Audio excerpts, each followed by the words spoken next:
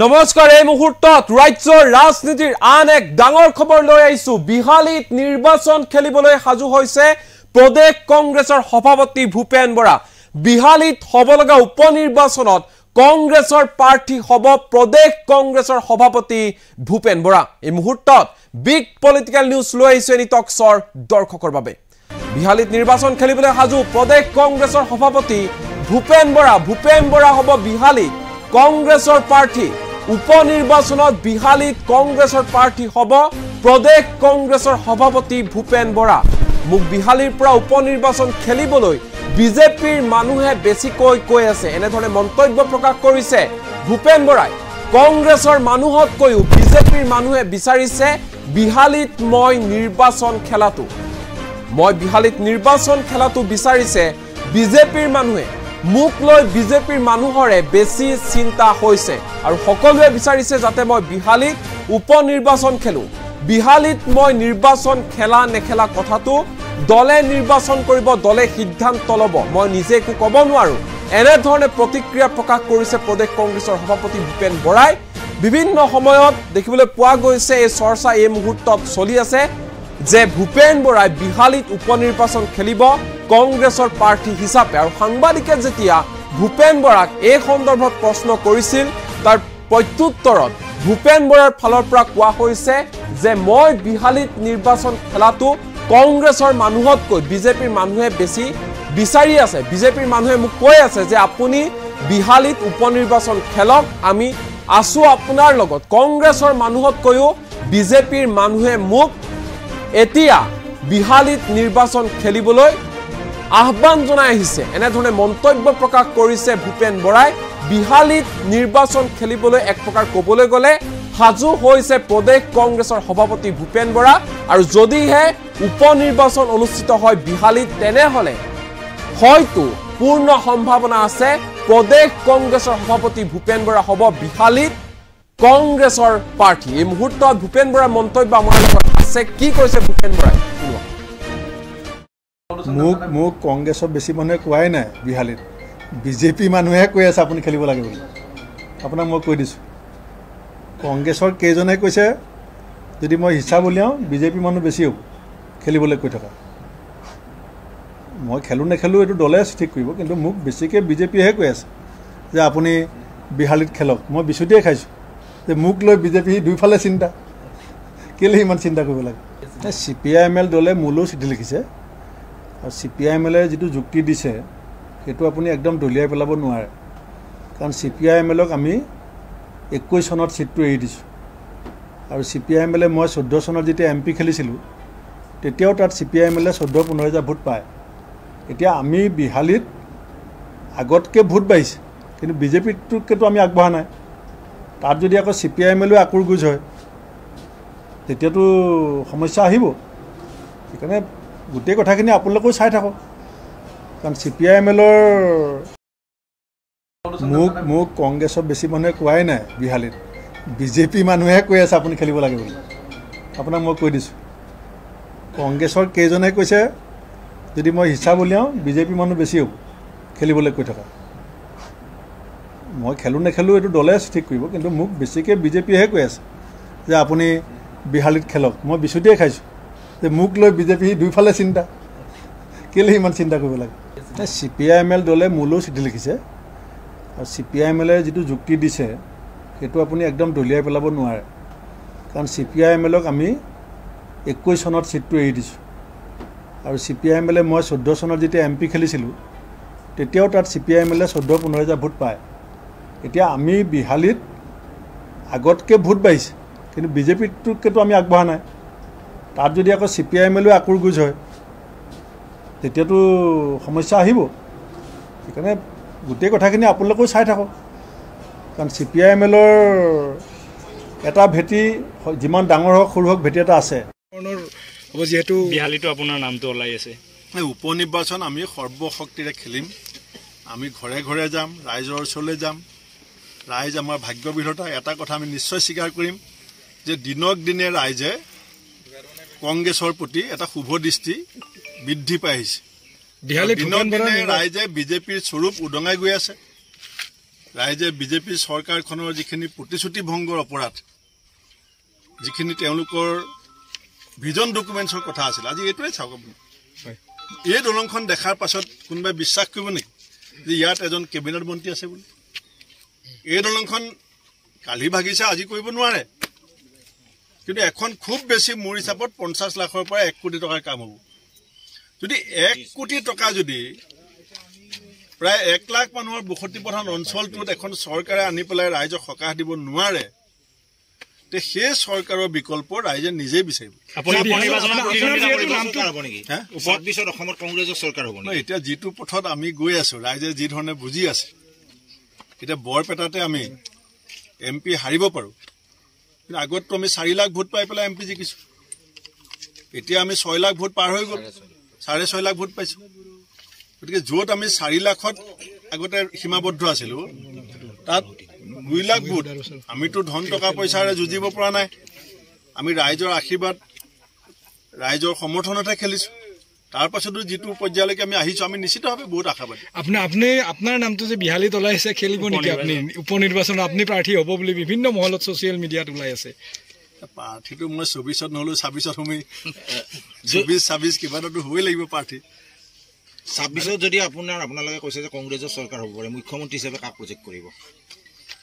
মুখ্যমন্ত্ৰী প্ৰক্ষেপ কৰাৰ গোটেই সিদ্ধান্তটো আহিব যেতিয়া গভৰ্ণমেণ্ট কৰিব পৰা সংখ্যাটো এটা দলে পায়। এতিয়া আপোনালোকেও জানে, এইটো লুকুৱাব নোৱাৰি যে আমি এই লোকসভা নিৰ্বাচনত যদিও আমাৰ ভোট বিজেপিতকৈ বেছি, বিজেপিয়ে ভোট পাইছে 37.34%, 43%। বিজেপিয়ে পাইছে 37.43% আৰু আমি কংগ্ৰেছে পাইছোঁ 37.48%। মুখ্যমন্ত্ৰীয়ে AGP, UPPL চবকে যোগ কৰি পেলাই কিবা এটা দেখুৱাই দিয়ে, তেনেকৈ আমি যোগ বিয়োগ কৰা নাই। আমি চিধা বিজেপি আৰু কংগ্ৰেছৰ কথা কৈছোঁ। বিজেপিতকৈ আমাৰ 0.05% ভোট বেছি আছে, কিন্তু সমষ্টি ভিত্তিক আমি 34টা সমষ্টিত আগবাঢ়িছোঁ। 10টা সমষ্টিত আমি তীব্ৰ প্ৰতিদ্বন্দ্বিতাত আছোঁ আৰু 10টা সমষ্টিত বা 20টা সমষ্টিত আমি কষ্ট কৰিবলগীয়া আছে। গতিকে যেতিয়া আমি 64ৰ সীমাৰেখা পাৰ হ'ম, তেতিয়া আপোনাৰ প্ৰশ্নৰ উত্তৰ ওলাব। পঞ্চায়ত নিৰ্বাচনতো এতিয়া আহি আছে, পঞ্চায়ত নিৰ্বাচন যিহেতু আহি আছে, ইণ্ডিয়া এলায়েন্স আপোনালোকৰ থাকিব নে কিবা বেলেগ? ইণ্ডিয়া এলায়েন্স থাকিব। ইণ্ডিয়া এলায়েন্সে ইণ্ডিয়াত গভৰ্ণমেণ্টটো বনাব লাগিব খুব সোনকালে। কাৰণ যেনেকৈ নিটৰ পেপাৰ লিক হৈছে, কালিও এটা পৰীক্ষা বন্ধ হৈছে। অসমত যি ধৰণে বিশৃংখলিত পৰিস্থিতি, অৰ্থনৈতিকভাৱে আমাৰ গোটেই ৰাজ্যখনৰ কঁকাল যেনেকৈ ভাঙি পৰিছে, গতিকে আমি ইণ্ডিয়া এলায়েন্স একেলগে থাকি দেশৰ অৰ্থনৈতিক ভেটি টনকিয়াল কৰিবৰ কাৰণে আমি চৰকাৰো পৰিৱৰ্তন। মোক কংগ্ৰেছৰ বেছি মানুহে কোৱাই নাই বিহালীত, বিজেপি মানুহে কৈ আছে আপুনি খেলিব লাগে বুলি। আপোনাক মই কৈ দিছোঁ, কংগ্ৰেছৰ কেইজনে কৈছে যদি মই হিচাপ উলিয়াওঁ বিজেপি মানুহ বেছি হ'ব খেলিবলৈ কৈ থকা। মই খেলোঁ নেখেলোঁ এইটো দলে ঠিক কৰিব, কিন্তু মোক বেছিকৈ বিজেপিয়েহে কৈ আছে যে আপুনি বিহালীত খেলক। মই বিচুতিয়ে খাইছোঁ যে মোক লৈ বিজেপি দুইফালে চিন্তা, কেলৈ ইমান চিন্তা কৰিব লাগে? CPIML দলে মোলৈও চিঠি লিখিছে, আৰু CPIMLে যিটো যুক্তি দিছে সেইটো আপুনি একদম দলিয়াই পেলাব নোৱাৰে। কাৰণ CPIMLক আমি 21 চনত চিটটো এৰি দিছোঁ, আৰু CPIMLে মই 14 চনত যেতিয়া MP খেলিছিলোঁ তেতিয়াও তাত CPIMLে 14-15 হাজাৰ ভোট পায়। এতিয়া আমি বিহালীত আগতকৈ ভোট বাঢ়িছে, কিন্তু বিজেপিটোতকৈতো আমি আগবঢ়া নাই। তাত যদি আকৌ CPIMLও আকুৰগুজ হয় তেতিয়াতো সমস্যা আহিব। সেইকাৰণে গোটেই কথাখিনি আপোনালোকেও চাই থাকক, কাৰণ CPIMLৰ এটা ভেটি যিমান ডাঙৰ হওক সৰু হওক ভেটি এটা আছে। যিহেতু বিহালীতো আপোনাৰ নামটো ওলাই আছে, উপ নিৰ্বাচন আমি সৰ্বশক্তিৰে খেলিম। আমি ঘৰে ঘৰে যাম, ৰাইজৰ ওচৰলৈ যাম। ৰাইজ আমাৰ ভাগ্য বিধাতা। এটা কথা আমি নিশ্চয় স্বীকাৰ কৰিম যে দিনক দিনে ৰাইজে কংগ্ৰেছৰ প্ৰতি এটা শুভ দৃষ্টি বৃদ্ধি পাই আহিছে। দিনক দিনে ৰাইজে বিজেপিৰ স্বৰূপ উদঙাই গৈ আছে। ৰাইজে বিজেপি চৰকাৰখনৰ যিখিনি প্ৰতিশ্ৰুতি ভংগৰ অপৰাধ, যিখিনি তেওঁলোকৰ ভিজন ডকুমেণ্টছৰ কথা আছিল, আজি এইটোৱে চাওক আপুনি। এই দলংখন দেখাৰ পাছত কোনোবাই বিশ্বাস কৰিব নেকি যে ইয়াত এজন কেবিনেট মন্ত্ৰী আছে বুলি? এই দলংখন কালি ভাগিছে, আজি কৰিব নোৱাৰে, কিন্তু এখন খুব বেছি মোৰ হিচাপত 50 লাখৰ পৰা 1 কোটি টকাৰ কাম হ'ব। যদি 1 কোটি টকা যদি প্ৰায় 1 লাখ মানুহৰ বসতি প্ৰধান অঞ্চলটোত এখন চৰকাৰে আনি পেলাই ৰাইজক সকাহ দিব নোৱাৰে তে সেই চৰকাৰৰ বিকল্প ৰাইজে নিজেই বিচাৰিব এতিয়া যিটো পথত আমি গৈ আছো ৰাইজে যি ধৰণে বুজি আছে এতিয়া বৰপেটাতে আমি MP হাৰিব পাৰো কিন্তু আগততো আমি 4 লাখ ভোট পাই পেলাই MP জিকিছো এতিয়া আমি 6 লাখ ভোট পাৰ হৈ গ'ল 6.5 লাখ ভোট পাইছো গতিকে য'ত আমি 4 লাখত আগতে সীমাবদ্ধ আছিলো তাত 2 লাখ ভোট আমিতো ধন টকা পইচাৰে যুঁজিব পৰা নাই আমি ৰাইজৰ আশীৰ্বাদ ৰাইজৰ সমৰ্থনতে খেলিছো তাৰ পাছতো যিটো পৰ্যায়লৈকে আমি আহিছো আমি নিশ্চিতভাৱে বহুত আশাবাদী আপোনাৰ নামটো যে বিহালীত ওলাইছে খেলিব নেকি আপুনি উপনিৰ্বাচনত আপুনি প্ৰাৰ্থী হ'ব বুলি বিভিন্ন মহলত ছচিয়েল মিডিয়াত ওলাই আছে প্ৰাৰ্থীটো মই 24ত নহলো 26ত হমি 24 কিবা এটাতো হ'বই লাগিব প্ৰাৰ্থী 26ত যদি আপোনালোকে কৈছে যে কংগ্ৰেছৰ চৰকাৰ হ'ব পাৰে মুখ্যমন্ত্ৰী হিচাপে কাক প্ৰজেক্ট কৰিব মুখ্যমন্ত্ৰী প্ৰক্ষেপ কৰাৰ গোটেই সিদ্ধান্তটো আহিব যেতিয়া গভৰ্ণমেণ্ট কৰিব পৰা সংখ্যাটো এটা দলে পায় এতিয়া আপোনালোকেও জানে এইটো লুকুৱাব নোৱাৰি যে আমি এই লোকসভা নিৰ্বাচনত যদিও আমাৰ ভোট বিজেপিতকৈ বেছি বিজেপিয়ে ভোট পাইছে 37.34%, 43%। বিজেপিয়ে পাইছে 37.43% আৰু আমি কংগ্ৰেছে পাইছো 37.48%। মুখ্যমন্ত্ৰী AGP UPPL সবকে যোগ কৰি পেলাই কিবা এটা দেখুৱাই দিয়ে তেনেকৈ আমি যোগ বিয়োগ কৰা নাই আমি সিধা বিজেপি আৰু কংগ্ৰেছৰ কথা কৈছো বিজেপিতকৈ আমাৰ 0.05% ভোট বেছি আছে কিন্তু সমষ্টি ভিত্তিক আমি 34টা সমষ্টিত আগবাঢ়িছো 10টা সমষ্টিত আমি তীব্ৰ প্ৰতিদ্বন্দ্বিতাত আছো আৰু 10টা সমষ্টিত বা 20টা সমষ্টিত আমি কষ্ট কৰিবলগীয়া আছে গতিকে যেতিয়া আমি 64ৰ সীমাৰেখা পাৰ হ'ম তেতিয়া আপোনাৰ প্ৰশ্নৰ উত্তৰ ওলাব পঞ্চায়ত নিৰ্বাচনতো এতিয়া আহি আছে পঞ্চায়ত নিৰ্বাচন যেহেতু আহি আছে ইণ্ডিয়া এলায়েন্স আপোনালোকৰ থাকিব নে কিবা বেলেগ ষ্টেট ইণ্ডিয়া এলায়েন্স থাকিব ইণ্ডিয়া এলায়েন্সে ইণ্ডিয়াত গভৰ্ণমেণ্টটো বনাব লাগিব খুব সোনকালে কাৰণ যেনেকৈ নিটৰ পেপাৰ লিক হৈছে যেনেকৈ নেটৰ পেপাৰ লিক হৈছে কালিও এটা পৰীক্ষা বন্ধ হৈছে অসমত যি ধৰণে বিশৃংখলিত পৰিস্থিতি অৰ্থনৈতিকভাৱে আমাৰ গোটেই ৰাজ্যখনৰ কঁকাল যেনেকৈ ভাঙি পৰিছে গতিকে আমি ইণ্ডিয়া এলায়েন্স একেলগে থাকি দেশৰ অৰ্থনৈতিক ভেটি টনকিয়াল কৰিবৰ কাৰণে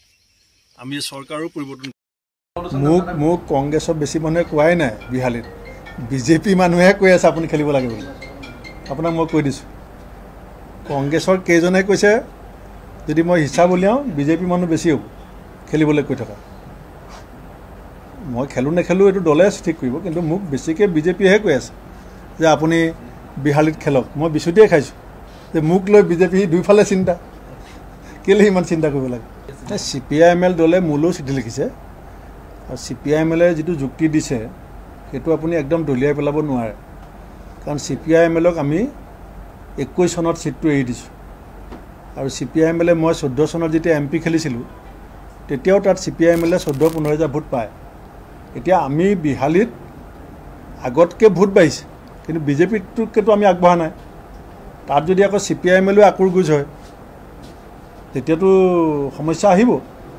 সেইকাৰণে গোটেই কথাখিনি আপোনালোকেও চাই থাকক কাৰণ CPIMLৰ এটা ভেটি যিমান ডাঙৰ হওক সৰু হওক ভেটি এটা আছে যিহেতু বিহালীটো আপোনাৰ নামটো ওলাই আছে উপনিৰ্বাচন আমি সৰ্বশক্তিৰে খেলিম আমি ঘৰে ঘৰে যাম ৰাইজৰ ওচৰলৈ যাম ৰাইজ আমাৰ ভাগ্য বিধাতা এটা কথা আমি নিশ্চয় স্বীকাৰ কৰিম যে দিনক দিনে ৰাইজে কংগ্ৰেছৰ প্ৰতি এটা শুভ দৃষ্টি বৃদ্ধি পাই আহিছে দিনক দিনে ৰাইজে বিজেপিৰ স্বৰূপ উদঙাই গৈ আছে ৰাইজে বিজেপিৰ চৰকাৰখনৰ যিখিনি প্ৰতিশ্ৰুতি ভংগৰ অপৰাধ যিখিনি তেওঁলোকৰ ভিজন ডকুমেণ্টছৰ কথা আছিল আজি এইটোৱে চাওক আপুনি এই দলংখন দেখাৰ পাছত কোনোবাই বিশ্বাস কৰিব নেকি যে ইয়াত এজন কেবিনেট মন্ত্ৰী আছে বুলি এই দলংখন কালি ভাগিছে আজি কৰিব নোৱাৰে কিন্তু এখন খুব বেছি মোৰ হিচাপত 50 লাখৰ পৰা 1 কোটি টকাৰ কাম হ'ব যদি 1 কোটি টকা যদি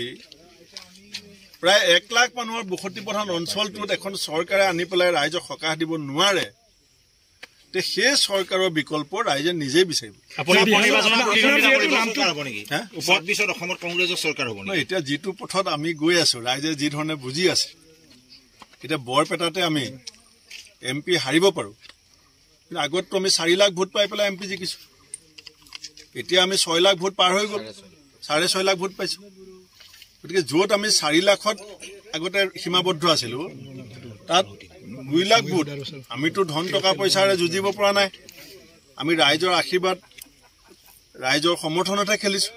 তাৰ পাছতো যিটো পৰ্যায়লৈকে আমি আহিছোঁ, আমি নিশ্চিতভাৱে বহুত আশাবাদী। আপোনাৰ নামটো যে বিহালীত ওলাইছে, খেলিব নেকি আপুনি উপ নিৰ্বাচনত? আপুনি প্ৰাৰ্থী হ'ব বুলি বিভিন্ন মহলত ছচিয়েল মিডিয়াত ওলাই আছে। প্ৰাৰ্থীটো মই 24ত নহ'লেও 26ত হ'মেই। 24-26 কিবা এটাতো হ'বই লাগিব প্ৰাৰ্থী। 26ত যদি আপোনালোকে কৈছে যে কংগ্ৰেছৰ চৰকাৰ হ'ব পাৰে, মুখ্যমন্ত্ৰী হিচাপে কাক প্ৰজেক্ট কৰিব? মুখ্যমন্ত্ৰী প্ৰক্ষেপ কৰাৰ গোটেই সিদ্ধান্তটো আহিব যেতিয়া গভৰ্ণমেণ্ট কৰিব পৰা সংখ্যাটো এটা দলে পাব।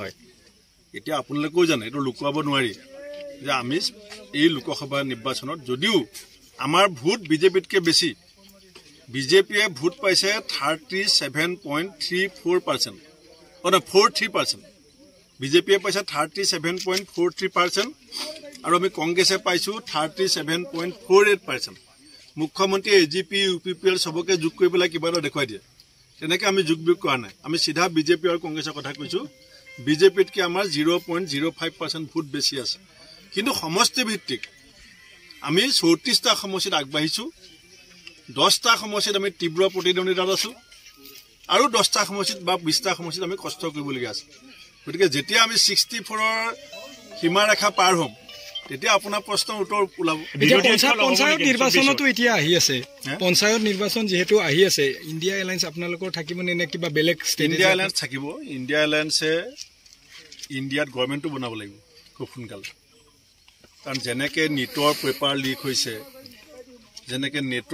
লিক হৈছে, কালিও এটা পৰীক্ষা বন্ধ হৈছে। অসমত যি ধৰণে বিশৃংখলিত পৰিস্থিতি, অৰ্থনৈতিক